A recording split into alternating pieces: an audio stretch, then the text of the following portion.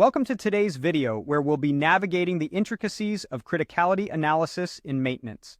I'm Ryan Chan, the CEO and founder of UpKeep. We'll be discussing the importance of understanding how vital an asset is to your business and how this understanding influences maintenance planning. You'll learn about the systematic process of evaluating potential risks and the business impacts associated with them, how we measure and prioritize these risks, and the tools that can assist you in this process. So let's dive in.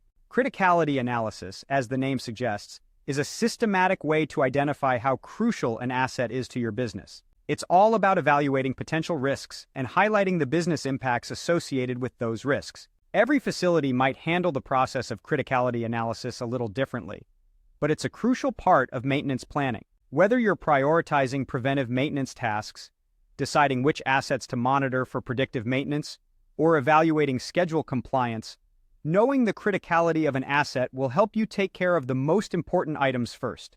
So, what exactly is criticality analysis in maintenance? It's a measurement used to prioritize assets in maintenance planning. It takes into account the severity and frequency of a potential failure and uses that information to rate the level of an asset's criticality. And what about equipment criticality? Well, it describes the significance of a piece of equipment to the business. You can think of critical equipment as assets that potentially have a significant impact on the achievement of an organization's objectives. Now let's talk about a risk matrix. This is a tool that considers two factors to gauge the relative gravity of each risk. These factors are the consequence of an event and the likelihood of an event. Performing criticality analysis involves a few steps. First, you need to agree on a risk matrix. This stage identifies the levels of risk and corresponding business value. Next, you need to create an accurate record of equipment and their hierarchy to see which assets could potentially affect other assets. Finally, you need to list the failure risks for each individual asset.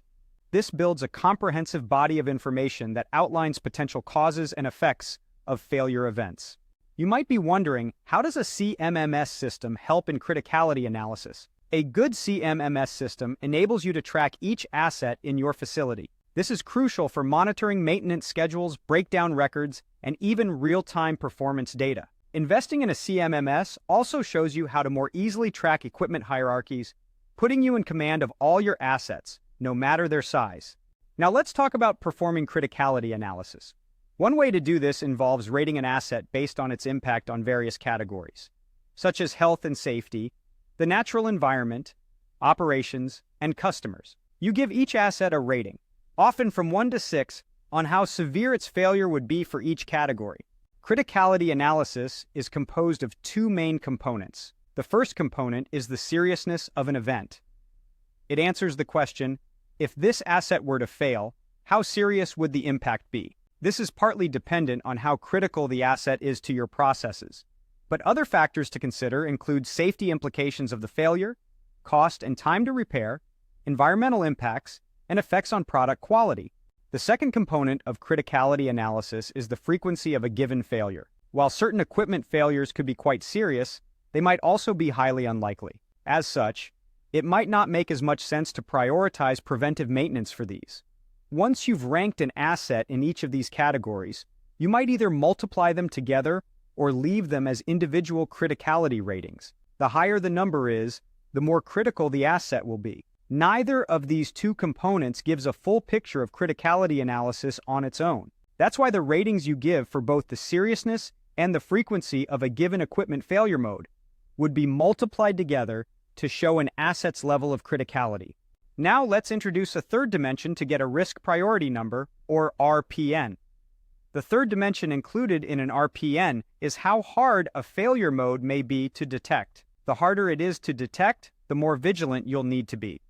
The RPN of a given failure mode is calculated by multiplying seriousness, frequency, and detection values together. But remember, your RPN shouldn't be the only metric you use when prioritizing maintenance tasks. You need to look at the whole picture when planning maintenance, rather than solely the RPN of a failure mode. So how does criticality analysis help your business?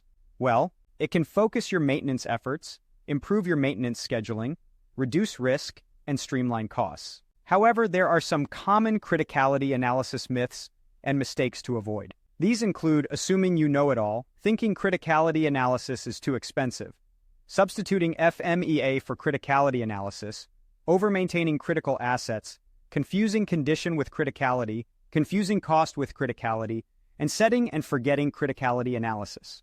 In conclusion, criticality analysis compares the severity and frequency of failure modes on key assets and helps you prioritize maintenance tasks accordingly. When it's done correctly, it helps you improve your facility's productivity, reduce hazardous incidents, and streamline overhead costs. Thank you for watching this video. We've covered the importance of criticality analysis in maintenance and how it can help your business. If you found this video informative, please subscribe to our channel for more content like this. Don't forget to visit UpKeep.com to learn more about our solutions for maintenance and reliability teams. We look forward to seeing you in our next video.